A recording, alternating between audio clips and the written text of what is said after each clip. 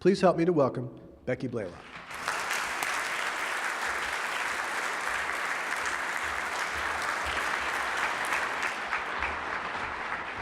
Thank you, Ken, and thank you for giving me the opportunity to be here tonight, to be with such an awesome group of people, and certainly to recognize 40 of the best and brightest people in the state of Georgia. Incredible honor. And looking at these 40 people that are being honored, I was so happy in particular to see that half of the honorees are women. You go girls. That's great.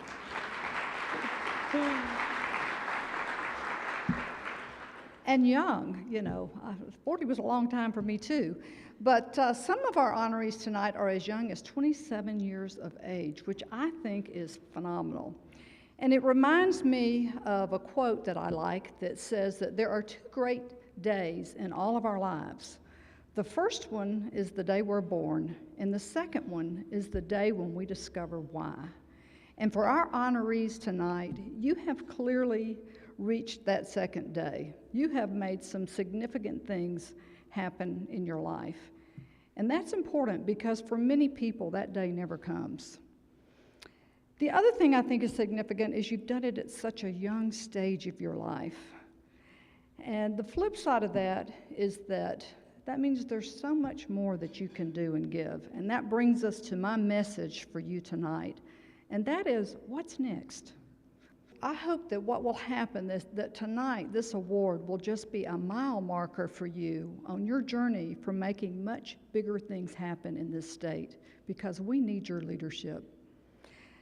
As was mentioned, I had the privilege of having a book published last year, and one of the things I wanted to do, I had a lot of success in the corporate world, and I learned a lot of lessons, things that my mama didn't teach me, frankly, because she didn't know. And I wanted to leave those lessons behind for the next generation of leaders like you. And I not only wanted to leave behind my lessons, I wanted to interview hundreds of other very successful people. And so I did. I interviewed both men and women. I interviewed people across industries.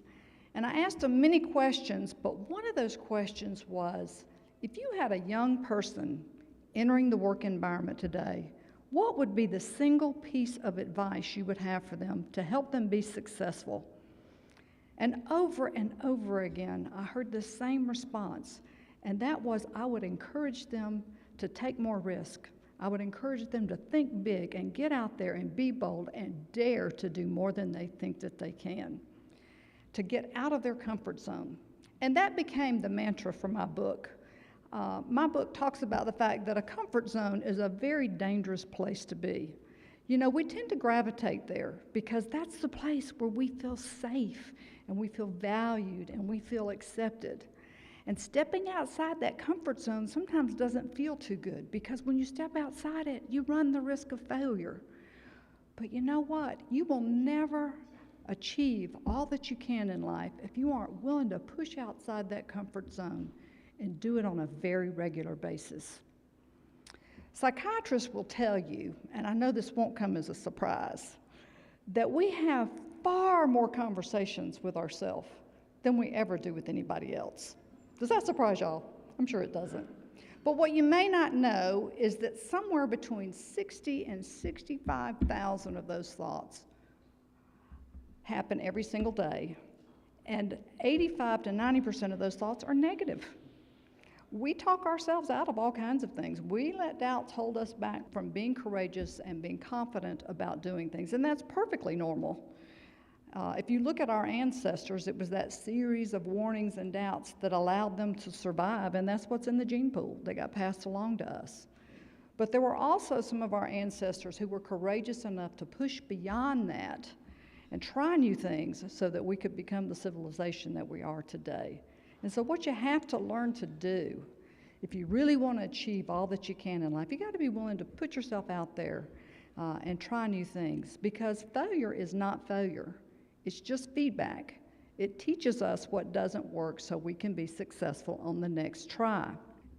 I have a good friend in town. Her name is Julie Haley, and she's the CEO of a software company. And one of the things that Julie does is she challenges the people on her team, and she has a very highly successful company, to do something every week that makes them uncomfortable, to push outside that comfort zone.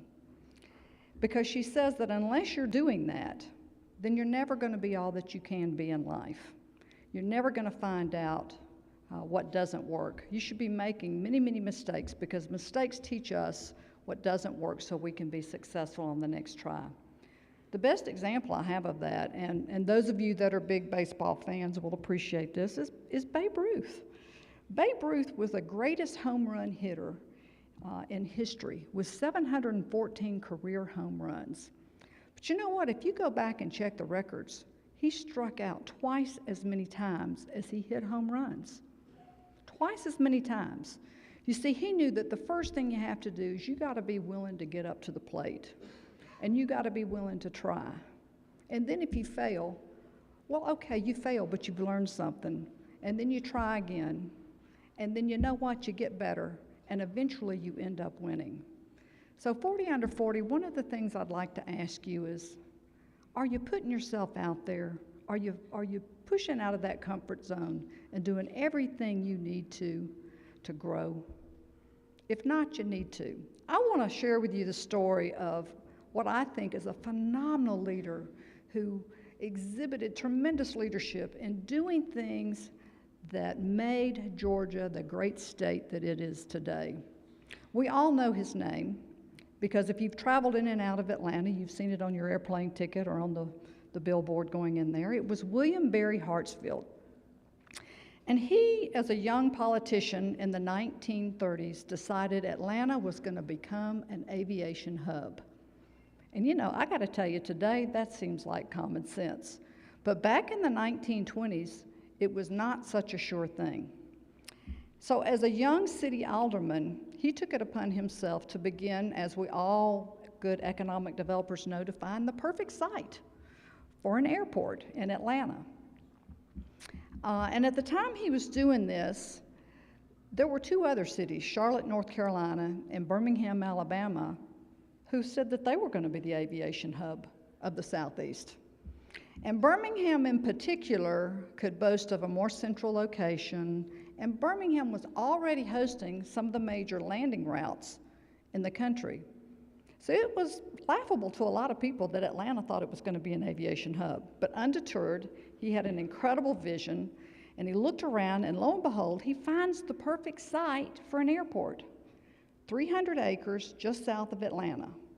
Had been an automotive racetrack, and so it was a flat piece of property with no trees on it, great for an airport. And guess what? There were a lot of naysayers. As word got out that this young city alderman was out looking for a piece of property, people said, well, I sure hope they're not going to spend taxpayer dollars on that.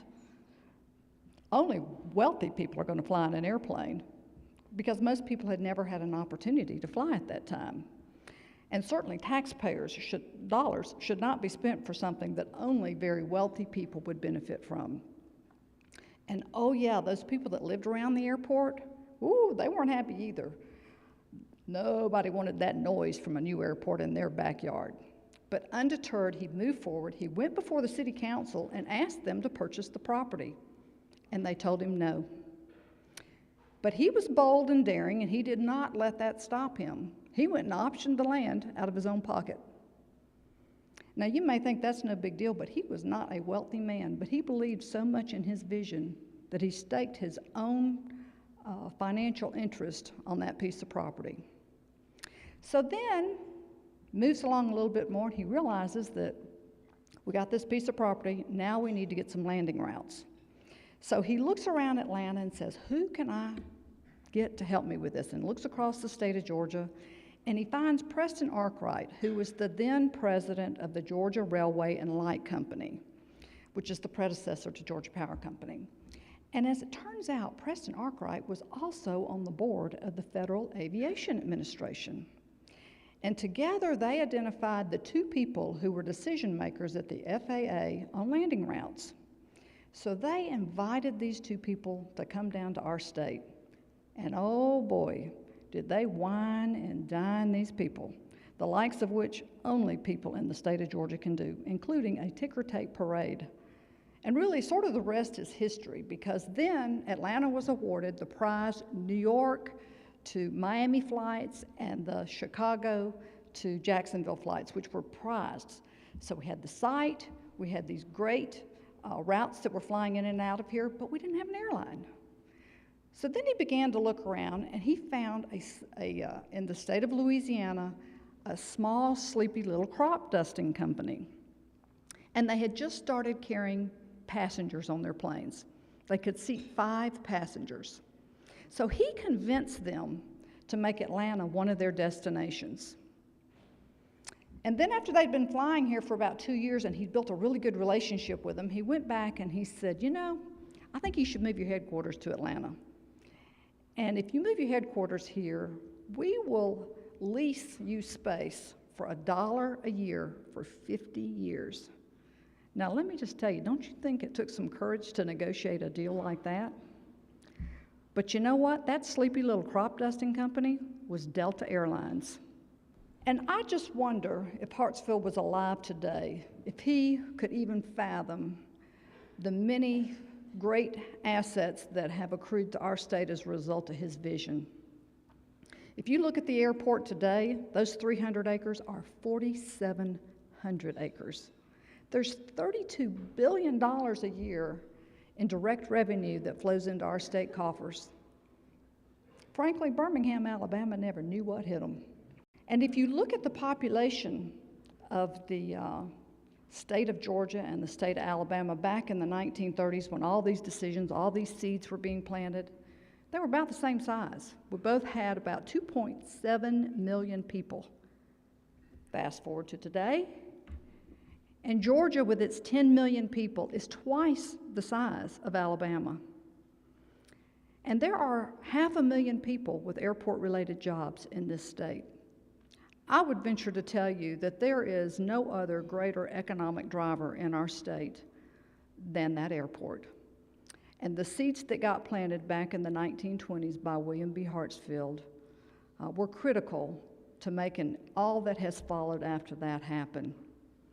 So I ask you, 40 under 40, what's next for you? What is your vision? What are you going to dare to do next? Yes, you've had incredible success, and it's so wonderful that we're celebrating it tonight. But again, don't let it be the end of your destination, because you follow in a rich tradition of leadership in this state. I think about the great role models we have. I think about Martin Luther King, who was the head of the civil rights movement. And you only have to look at what's happening in Missouri to be so grateful for the courage and the things that he did. He even gave his life for that movement. And then I think about Billy Payne and Andrew Young, who brought the 1996 Olympic Games to our state. They worked in conjunction with many people across our state to make that happen. And you only have to look to Centennial Olympic Park as just one thing to see what a great difference that made for Georgia. I think about Zell Miller, who fought hard to legalize the lottery, and the many young people who have benefited from that to go on and get a college education, and the fact that it has raised the academic standard of our secondary institutions so phenomenally. Betty Siegel, who was the first female president of a state institution in Georgia, and she inherited what had been a sleepy little 2-year junior college. And I can remember Betty putting it on track and saying it was going to be a major institution. And we heard tonight the great things that are now happening. What Betty did and what these other leaders did that came before you, I've been around long enough to remember when they talked about doing these things, when they were ideas, and people laughed at them. People said, oh, there's no way the Olympics is coming to Georgia. Probably some of you remember hearing that too. But you know what? What leaders do is they have a great vision, and they are so bought into that vision that they boldly and daringly put themselves out there, and they go for it on a regular basis. So what's next for you? What great challenges will you take on next? Because for all of Georgia's wonderfulness, for the fact that we have our great airport, what's the next great thing we need to be bringing like the airport? We got to be working on that now if we're going to stay the great state we are. And then there are the challenges we have. Georgia is #1 in the country in children living in poverty. We all know that our educational system, pre-K through 12, is not what it needs to be. We're at the bottom of the nation. We are at the epicenter of the human slave and sex trade in the country. And 1 in 3 women will be victims of domestic violence in this state. If this is going to change, it's going to be because you make it change. You are 40 bright, brilliant young leaders. And we need a new generation of leaders to step up the plate and push and shove and get out of your comfort zone and do what it takes to make great things happen. 40, under 40, what now? What's next for you? I want to leave you with a quote. It's one of my favorites. It's by an anthropologist, one of the greatest anthropologists from the last century, Margaret Mead, who said, "It is amazing what a smart and committed group of individuals, small, smart, committed group of individuals can do to change the world. In fact, it's the only thing that ever has." So 40 under 40, step up to the plate. Be willing to stretch outside your comfort zone and do what it takes to move this state forward. If not you, then who? I dare you. Thank you.